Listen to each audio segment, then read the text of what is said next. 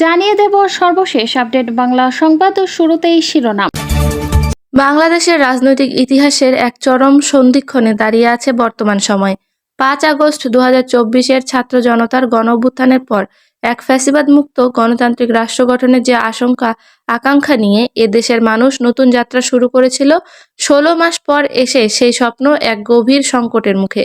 চলতি মাসের ১১ ডিসেম্বর বহুল প্রতীক্ষিত ত্রয়োদশ জাতীয় সংসদ নির্বাচনের তফসিল ঘোষণার মাধ্যমে যখন দেশে উৎসবের আমেজ ফেরার কথা ছিল, ঠিক তখনই এক পরিকল্পিত অন্ধকার ছায়া গ্রাস করতে শুরু করেছে রাষ্ট্রকে।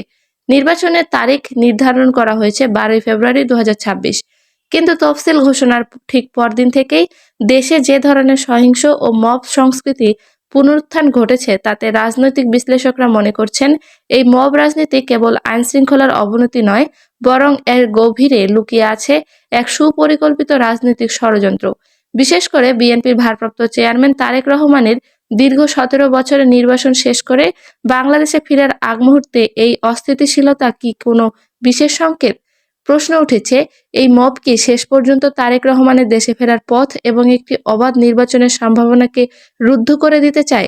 গত ১১ ডিসেম্বর প্রধান নির্বাচন commissioner A M Nasir Uddin আগামী ১২ ফেব্রুয়ারি নির্বাচনের দিনক্ষণ ঘোষণা করেন। এই ঘোষণা দেশবাসীর জন্য ছিল স্বস্তির বার্তা, কিন্তু এই স্বস্তি স্থায়িত্ব পায়নি ২৪ ঘন্টাও। ১২ ডিসেম্বর বিজয়নগর এলাকার নির্বাচনী প্রচারণা শেষে ফেরার পথে গুলিবিদ্ধ হন ইনকিলাব মঞ্চের আহ্বায়ক এবং ঢাকা ৮ আসনের সম্ভাব্য স্বতন্ত্র প্রার্থী শরীফ ওসমান বিন হাদি। রাজনৈতিক বিশ্লেষকদের মতে, তফসিল ঘোষণার পরদিনই তরুণ ও উদীয়মান একজন রাজনৈতিক ব্যক্তিত্বকে টার্গেট করা ছিল রাজনীতির মাঠে একটি অশুভ বার্তা। ওসমান হাদিকে উন্নত চিকিৎসার জন্য সিঙ্গাপুরে পাঠানো হলেও ১৮ ডিসেম্বর রাতে তিনি শেষ নিঃশ্বাস ত্যাগ করেন। তার মৃত্যুর খবর দেশে পৌঁছানোর পরপরই শুরু হয় এক নজিরবিহীন তাণ্ডব। ১৮ ডিসেম্বর রাতভর রাজধানীর কারওয়ান বাজারে দেশের শীর্ষ দুই গণমাধ্যম প্রথম আলো ও ডেইলি স্টার ভবনে ভাঙচুর ও অগ্নিসংযোগ করা হয়। একই রাতে ধানমন্ডির সাংস্কৃতিক কেন্দ্র ছায়ানট ভবনেও হামলা চালানো হয়।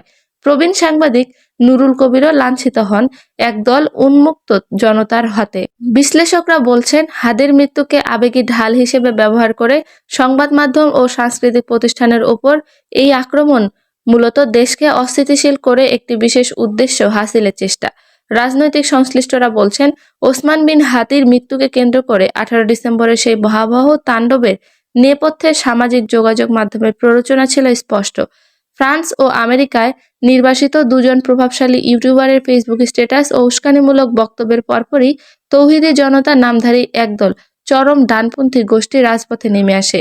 রাজনৈতিক বিশ্লেষক ও নিরাপত্তা বিশেষজ্ঞরা মনে করছেন, দেশের বাইরে বসে এই ধরনের প্ররোচনা এবং দেশের অভ্যন্তরে তার তাৎক্ষণিক বাস্তবায়ন কোনো বিচ্ছিন্ন ঘটনা নয়। আগামী ২৫ ডিসেম্বর বিএনপির ভারপ্রাপ্ত চেয়ারম্যান তারেক রহমানের দেশে ফেরার দিনক্ষণ যখন চূড়ান্ত, ঠিক তখনই এই ধরনের মব সংস্কৃতিকে উস্কে দেওয়া হচ্ছে বলে মনে করছেন কেউ কেউ। বিশ্লেষকদের মতে, এই উগ্রপন্থীরা চায় না দেশে একটি স্থিতিশীল গণতান্ত্রিক প্রক্রিয়া শুরু হোক। একটি নির্বাচন সরকার ক্ষমতায় থাকলে তাকে এবং তারেক রহমানের মতো শক্তিশালী নেতৃত্ব দেশে উপস্থিত থাকলে এই ধরনের ছদ্ম রাজনৈতিক গোষ্ঠীর অস্তিত্ব হুমকির মুখে পড়বে বলে মনে করছেন রাজনৈতিক বিশ্লেষকরা। তারা বলছেন, ১৮ ডিসেম্বরের হামলা ছিল মূলত একটি মহড়া, যার উদ্দেশ্য ছিল আন্তর্জাতিক মহলে এটি প্রমাণ করা যে বাংলাদেশ এখন একটি স্থিতিশীল রাষ্ট্র নয় এবং এখানে নির্বাচন করার মতো পরিবেশ নেই। জাহাঙ্গীরনগর বিশ্ববিদ্যালয়ের ইতিহাস বিভাগের অধ্যাপক মুজাহিদুল ইসলাম এ প্রসঙ্গে বাংলা নিউজকে বলেন, ৫ আগস্টের পর গত ১৬ মাসে বাংলাদেশে যে উগ্র ডানপন্থী বা ফার ফাইট রাইট শক্তির উত্থান রয়েছে, তার মূলত একটি বিশেষ স্বার্থান্বেষী মহলের প্রক্সি হিসেবে কাজ করছে।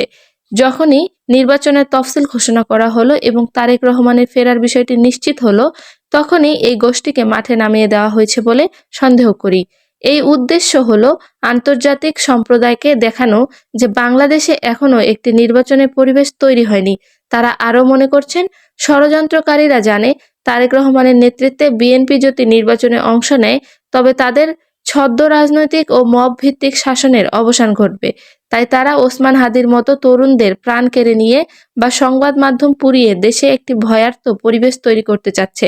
তফসিল ঘোষণার পর থেকে যে অরাজকতা শুরু হয়েছে তার মূল লক্ষ্য হলো তারেক রহমানকে রাজনীতি থেকে দূরে রাখা এবং জনগণের ভোটের অধিকার কেড়ে নেওয়া।